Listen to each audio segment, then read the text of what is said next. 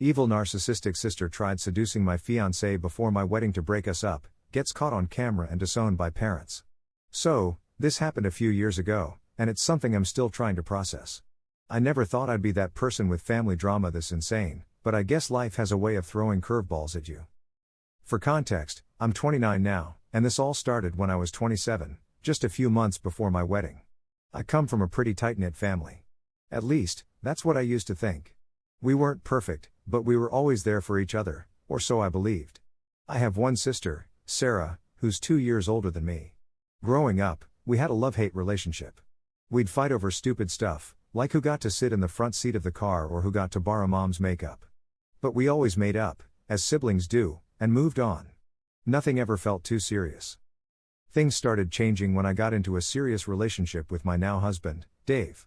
Dave and I met at a mutual friend's party, hit it off instantly, and started dating shortly after. He's an incredible guy, kind, funny, thoughtful, and everything I ever wanted in a partner. We'd been together for about 4 years before he proposed, and I was over the moon. It felt like everything was falling into place. My career was going well, I had great friends, and I was marrying the love of my life. But Sarah? She wasn't exactly thrilled. She'd always been the more competitive one, especially when it came to relationships. Her love life was, well, messy, to put it nicely. She'd been in and out of relationships, had a few that ended badly, and never seemed to find the right guy. I was always there for her during those times, listening to her vent and giving her advice. But when I got engaged, things shifted. It was subtle at first, just little comments about how I was lucky to have found someone like Dave and how relationships are so hard for her. I tried to brush it off as her feeling a bit insecure or maybe envious, but it was nothing I couldn't handle. Then things got weirder. Sarah started showing up at our place unannounced, always when Dave was home. At first, I didn't think much of it. She was my sister, and I didn't mind her being around. But then I noticed how she'd dress up when she came over, tight dresses, full makeup, like she was going out to a party, not just popping by to see her sister. She'd laugh at all of Dave's jokes, even the lame ones, and touch his arm when she talked to him. Again, I told myself I was overreacting, that it was all in my head. Dave didn't seem to notice, and I trusted him completely. But then, one night, things crossed a line. Dave and I were hosting a small get-together with some friends at our apartment. Sarah showed up late, wearing this incredibly revealing dress. I remember feeling uncomfortable about it, but I didn't want to cause a scene. As the night went on, I noticed Sarah getting more and more flirty with Dave, sitting closer to him, laughing a little too loudly at his jokes, and even whispering something in his ear at one point. I was livid, but I didn't want to blow up in front of our friends, so I let it go. After the party, I confronted Dave about it, and he brushed it off, saying Sarah was just being friendly and that I had nothing to worry about. I wanted to believe him, but something in my gut told me there was more to it. A few weeks later, Dave and I were finalizing wedding plans, and things seemed to be back to normal. Sarah hadn't come around as much, and I was relieved. I thought maybe she'd gotten the hint, and we could move past whatever weirdness had been going on. But then, the bomb dropped. One evening, Dave and I were going over the guest list when he suddenly got a text from Sarah. He looked at it, his face went pale, and he immediately put his phone down. I asked him what was wrong, and he hesitated before showing me the message. It was a string of texts from Sarah, saying how she couldn't stop thinking about him and how she'd always had feelings for him, even before we started dating. She went on about how we weren't right for each other and how she could make him so much happier. I was in shock. My own sister, trying to sabotage my relationship. I didn't even know how to react. Dave was furious and immediately blocked her number. He reassured me that he'd never felt anything for her and that he only wanted to be with me, but I was heartbroken. I couldn't believe Sarah would do something like this to me. I knew she could be self-centered and a bit of a narcissist, but this was a whole new level of betrayal. I confronted Sarah the next day. I called her, shaking with anger, and demanded an explanation. At first, she tried to deny it, saying the texts were a joke, that she didn't mean any of it. But when I didn't back down, she finally admitted it. She said she'd always been jealous of me, that I'd always had everything handed to me while she had to struggle. She claimed she didn't actually want Dave, but she couldn't stand the idea of me being happy while she was miserable. I was devastated. I told her I didn't want her at the wedding and that I needed time to figure things out. She didn't take it well, accusing me of being overdramatic and trying to play the victim. For weeks, I wrestled with what to do. Part of me wanted to forgive her, she was my sister, after all, but the other part of me couldn't get past the betrayal. Dave stood by me through all of it, reminding me that he loved me and only me, but it didn't make the pain any easier. Then, about a month before the wedding, something crazy happened. We had security cameras set up in our apartment because we live in a pretty busy area, and it just made us feel safer. One afternoon, I got a notification on my phone that the camera had detected movement. I checked the footage and, to my absolute horror, there was Sarah. She had let herself into our apartment with a spare key I didn't even know she had. She walked straight to Dave's office, where he worked from home, and tried to kiss him. Dave pushed her away, and she started crying, saying she loved him and that he should be with her, not me. I couldn't believe what I was seeing. Dave was clearly shocked and told her to leave, but she refused. She kept begging him, saying that I didn't deserve him and that they were meant to be together. Dave eventually managed to get her out of the apartment, but I was done. That was the final straw. I called my parents and told them everything. At first, they didn't believe me. Sarah had always been the golden child in their eyes, and I was always the emotional one. But when I showed them the camera footage, they were speechless. My dad was furious, and my mom was in tears. They confronted Sarah, and she tried to play the victim, saying she was misunderstood and that we were all ganging up on her. But my parents weren't having it. They told her she needed to get help and that they couldn't support her behavior anymore. They disowned her. It was one of the hardest things I've ever seen, watching my parents cut ties with their own child. But I knew it was the right thing to do. Sarah had crossed too many lines, and there was no coming back from that. The wedding went ahead as planned, but without Sarah, of course. It was a beautiful day, and despite everything that had happened, I felt incredibly lucky to be marrying Dave. He'd stood by me through the worst of it, and I knew we were stronger for it. It's been 2 years now, and Sarah is still estranged from the family. She's tried to reach out a few times, but I've kept my distance. I just can't trust her anymore. It's sad, but I've come to terms with it. Some people, even family, are just toxic, and you have to protect your peace. My parents are still heartbroken over the whole thing, but they support me 100%. I know they wish things could be different, but they've accepted that Sarah made her choices. As for Dave and me, we're doing great. We're stronger than ever, and I'm so grateful to have him in my life. Looking back, I can't believe how close I came to losing everything because of Sarah's selfishness. But in a way, I'm glad it all happened. It showed me who really has my back and who I can't trust. And now, whenever someone asks why my sister wasn't at my wedding, I just smile and say, family drama. You know how it is. Update 1. I never expected this post to blow up the way it did, and I'm honestly overwhelmed by all the support. Reading through your comments has been both comforting and eye-opening, and I want to thank each and every one of you who took the time to share your thoughts and experiences. It's nice to know I'm not alone in dealing with toxic family members. I thought I'd share a quick update since a lot has happened since my original post. A few weeks after the wedding, Sarah tried to reach out again. This time, she sent a long email apologizing for everything she'd done, saying she was in a bad place mentally and didn't mean to hurt me. She asked if we could meet up to talk, but honestly, I wasn't ready. The wounds were still too fresh, and I didn't think I could handle seeing her so soon after everything that had happened. I sent her a short reply saying that I needed space and that while I appreciated her apology, I wasn't ready to rebuild a relationship with her. I was as kind as I could be, but I was firm about my boundaries. I know a lot of people might think that's harsh, but I just couldn't trust her after what she'd done. My parents are still struggling with the fallout. My mom especially finds it hard, and I can tell she misses Sarah, even though she knows cutting her off was the right thing to do. They've started going to therapy to work through their feelings, which I think is a really good step for them. My dad's been more matter-of-fact about it, saying that Sarah made her bed, and now she has to lie in it. I know he's hurting too, though. It's tough to watch your parents go through something like this, but I know they're doing their best. As for Dave and me, life's been good.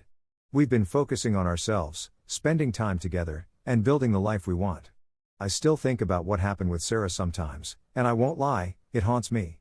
But I'm healing, and I know that with time, I'll be able to move on completely. Thank you again for all your support. It means more than you know. Update 2. I never thought I'd be posting another update, but something happened recently that I felt was worth sharing. After months of silence, Sarah reached out again, this time through my mom. She told my mom that she's been going to therapy and that she's realized how toxic her behavior was. She asked if my mom would pass along a letter she wrote to me. I was hesitant at first. I wasn't sure if I wanted to read it. But after talking to Dave and giving it some thought, I decided to hear her out. The letter was surprisingly heartfelt. Sarah admitted to her jealousy and insecurity, saying she'd been in a really dark place mentally and took it out on me in the worst possible way. She said she's been working on herself and that she hopes one day I can find it in my heart to forgive her. I'm conflicted. On one hand, I appreciate the apology, and I want to believe that she's changed. But on the other hand, the betrayal was so deep that I don't know if I can ever fully trust her again. I'm still processing everything, and I haven't decided whether or not I'll respond to the letter. For now, I'm focusing on myself and my marriage. I'm in a good place, and I don't want to rush into anything that could bring more pain or drama into my life. I guess time will tell. Thanks again for all the support, you guys have been incredible. Final update. I've gone back and forth about writing this final update because things have shifted in ways I didn't expect. After everything that's happened, the roller coaster of emotions, and the fallout within my family, I feel like I've reached a point where I can finally put some closure to the situation. So here it goes. First off, I want to thank everyone who has followed this saga and supported me through some of the darkest moments of my life. The encouragement, advice, and even the tough love have helped me gain clarity on so many levels. It's been a wild ride, but I've come out of it stronger, and I think sharing this last piece of the story will help me close this chapter for good. So, after Sarah sent that letter, things stayed quiet for a while. I took my time to process everything. At first, I was pretty dismissive of her attempt to reconcile. I mean, the letter seemed genuine, but how many times have we seen people use apologies as a way to manipulate or reset the dynamic in their favor? I wasn't ready to let my guard down, especially after everything she put me through. It felt like forgiving her would mean excusing the betrayal, and I wasn't sure I could ever truly do that. But here's the thing, something in me kept nagging at the idea of forgiveness, not for Sarah's sake, but for my own peace of mind. Holding on to all that anger and resentment had started to weigh me down. It was affecting me in ways I didn't realize at first. I was more irritable, easily frustrated, and quick to snap, especially when something reminded me of what happened. I knew I needed to do something to let go of all the negativity I was holding on to, but I didn't know what that looked like. That's when I decided to start therapy. I had already seen the positive impact it had on my parents, and Dave encouraged me to give it a try, so I did. I found a great therapist who helped me unpack not just the betrayal itself, but all the underlying emotions that came with it, the loss of trust, the sadness over losing a sister, and even the parts of me that still felt a deep sense of loyalty to Sarah, despite what she did. Therapy became a safe space for me to explore all the complicated feelings I'd buried for so long, and slowly, I started to heal. As time passed, I found myself thinking less about the specifics of what Sarah had done and more about the bigger picture. In therapy, I came to realize that forgiveness didn't necessarily mean reconciliation. I didn't have to let Sarah back into my life in order to forgive her. It could be something I did quietly, for myself, without the expectation that things between us would ever go back to the way they were. That realization was freeing. So, after a lot of thought, I decided to write Sarah a letter. It wasn't long or overly emotional. I didn't want to get sucked into the drama again. Instead, I told her that I appreciated her apology and that I was glad she was seeking help to better herself. I also explained that while I forgave her, I wasn't ready to have a relationship with her. I let her know that I wished her the best and hoped that she would continue to work on herself, but I needed to keep my distance for my own well-being. After I sent the letter, I felt a huge weight lift off my shoulders. For the first time in a long time, I didn't feel angry or hurt when I thought about Sarah. Instead, I felt a kind of quiet acceptance. I knew that what happened would always be a part of my life, but it didn't have to define me or my relationship with Dave, or my relationship with my family. Speaking of family, things have been slowly improving with my parents. Therapy has been a godsend for them.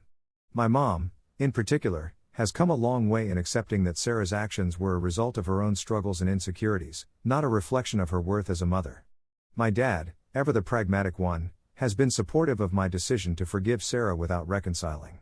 He understands that it's about self-preservation at this point, and he's proud of me for taking control of my own healing. But here's the kicker, about 2 months after I sent the letter, Sarah reached out to me again. This time, she didn't push for a meeting or beg for forgiveness. Instead, she sent me a very simple text: "Thank you for your letter. I understand and respect your decision. I'm working on myself, and I hope one day you'll feel ready to reconnect, but I won't push you. Take care." That was it. No manipulation, no guilt trips.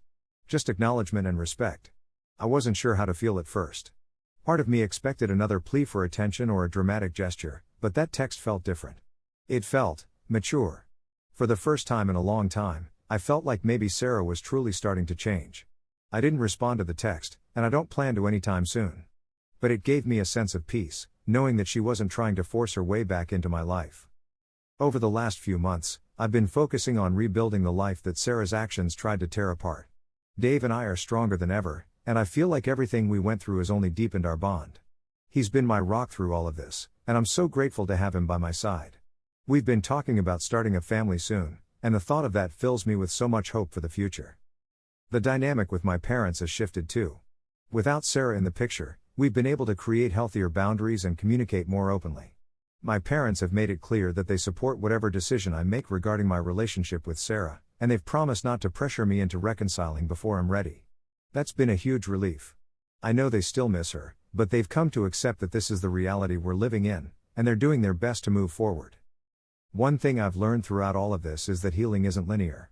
There are still days when I feel a twinge of sadness or anger about what happened, but those moments are fewer and farther between now. I'm not sure if I'll ever fully get over what Sarah did, but I've made peace with the fact that some wounds take time to heal, and that's okay. I've also learned that family doesn't always mean unconditional support or forgiveness. Sometimes, the people who are supposed to love you the most are the ones who hurt you the deepest. And while that pain can be devastating, it doesn't have to define you. You can choose to set boundaries, protect your peace, and prioritize your own mental and emotional health, even if that means walking away from people who are supposed to be family.